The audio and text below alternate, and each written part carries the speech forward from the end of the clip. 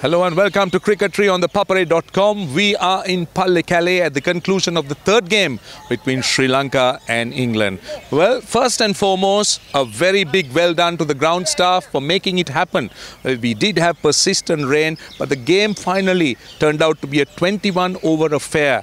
And what Sri Lanka made was woefully short of what they should have made. 150 for 9 was not what the Sri Lankans were planning. Now, how could Sri Lanka achieve more than that? Because they played out 53 dot balls. Now, in an innings of 21 overs, if you play out 53 dot balls, which is close to 9 overs, then you can't expect to be making much. And particularly after the two openers, Dikwella and Sadira Samaravikrama gave Sri Lanka the start they were looking for. Another thing that the Sri Lankans struggled with was because they lost wickets regularly. They lost the first two wickets close to each other, then wicket number 3 and 4. Thisara Perera promoted in the batting order, and someone with a lot of experience and ability and who's brought in that defensive element to the game. I was a little bit surprised the shot he played against Adil Rashid, particularly the first ball he faced. It did drift, it didn't turn. I would have expected Perera to just knock it around a little bit with Chandimal at the other end, just to make sure that they bat for about 3 or 4 overs and maybe launch in the last 5 overs. Unfortunately, the Sri Lankans couldn't do that. And once again, they were found out when the leg spinner Rashid came on. Now, one thing about Rashid is that he spun the ball a lot. Now, no other spinner in this game did spin the ball as much as Rashid did. But that doesn't mean that this surface was bad. But eventually, I thought the 150 for 9, the Sri Lankans really missed out. I thought they had it in them.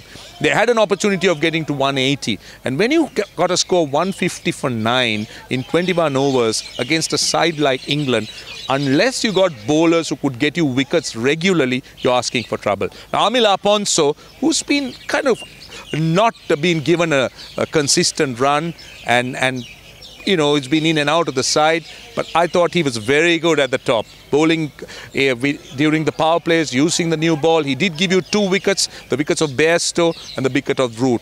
Now, Root was a prolific scorer. Now, what Amil Aponso wanted was some support at the other end. Unfortunately, the Sri Lankan fast bowlers were found wanting, and Akila Dhananjaya went for a few. And the fact that the Sri Lankans lacked penetration in their bowling and also a good 30 to 40 runs being short were factors in the eventual result of England winning the series, or in winning the game, I beg your pardon, by 7 wickets. So 2 down with 2 to go is where the series is. England winning it, or England winning this game, and they now lead the series 2 matches to 0. Now the Sri Lankans have 1 game in Pallekelle, a day game where they might try to win, and if they do that, they'll have a chance in the series. But a loss there would mean that Sri Lanka have lost yet another one-day series during the last year or so. So that's the story on Cricketry. We hope to join you when the next game happens.